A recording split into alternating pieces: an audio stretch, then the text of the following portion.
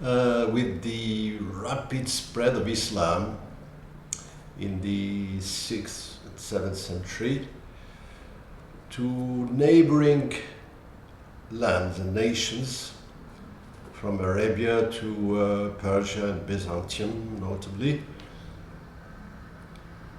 the phenomenon of Solecism appeared. What is Solecism? Solecism is the mistake you make, or the mistakes you make, there are many, when you are studying a foreign language. It was the problem of the non-native speakers of Arabic trying to speak and read Arabic, notably the Quran. And this was most worrying because mispronouncing an Arabic word is a problem of communication, but it may become blasphemy while reading the Quran. And notably the verse إن الله بريء من المشركين ورسوله. If you read it with رسوله, it becomes really horrible. It is well known in linguistics that the native speaker is always right. You cannot correct him when he's speaking his language. Whatever dialect he uses, whatever structures, whatever pronunciation. I never done nothing, I would say, Black American. You cannot correct him by logic, negation of the negation. Is not acceptable in grammar. So it worried the companions like Ali ibn Abi Talib and Umar ibn al-Khattab. And one of the early Arabic grammarians with the name of Abu al-Aswad al-Du'ali was interested with the duty of putting the vowels, because as you know, Arabic was vowelless, written with just consonants, but the Arabs understood their language, but it posed a problem for the foreigners.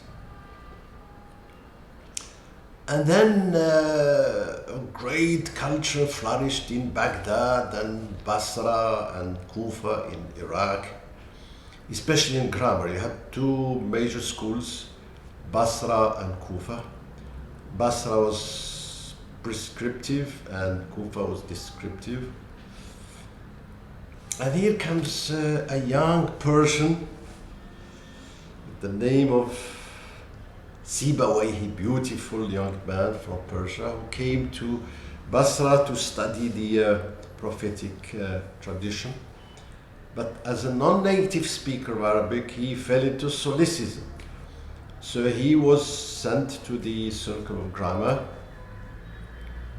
led by Arab Al-Khalil ibn Ahmad al-Farahidi, صاحب كتاب العين, an enormous encyclopedia of grammar and metrics.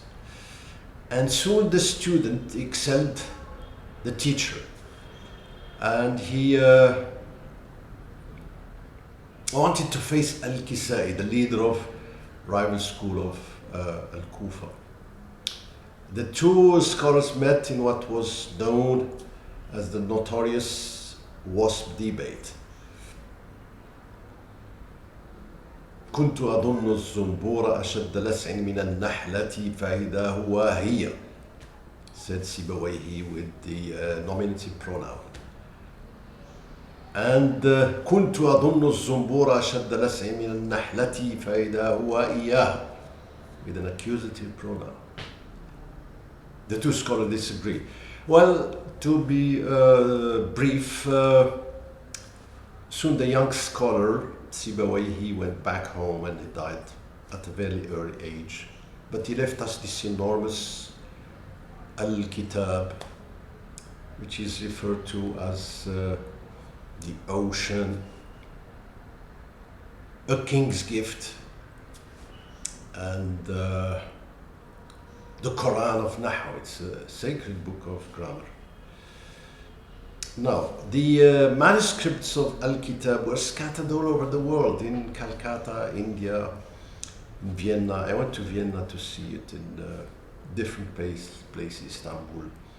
The first scholar who put it in print is French Hartwig de Hamburg in Paris, 1881.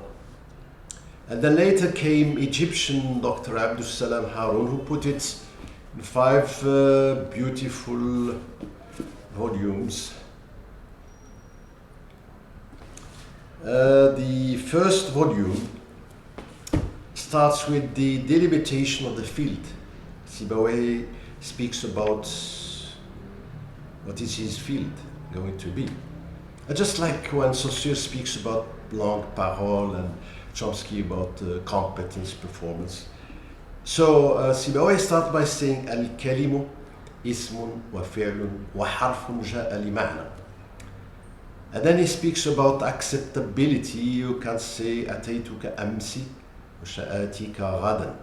But you cannot say ataytuka ghadan wa sha'atika amsi. Unfortunately, we cannot go back in time. We could correct a few things. You cannot say شربت ماء البحر unless you have a big tummy like Mqadmi. And then he speaks about subject and predicate, etc. So it delimits the field in which he will be digging. And then in the rest of the volumes you have grammatical and morphological problems that he deals with. And finally in volume 4, at the end of volume 4, he speaks about the phonetic repertoire of Arabic, or to put it simply, he deals about the 29 letters of Arabic. He talks about their outputs, articulations. He starts from the bottom, that is Hamza, Ha, etc., and ends up with the Mim and Waw and Ba. And he talks about their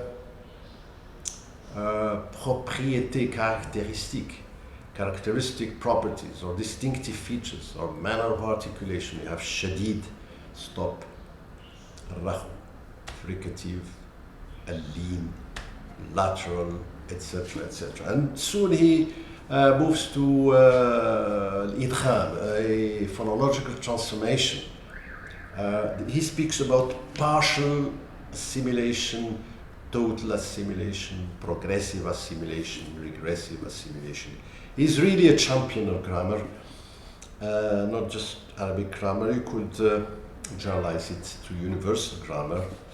And we can understand Mazini, who said, whoever wants to speak about Nahu after Sibawayhi, let him feel ashamed. So sorry, I should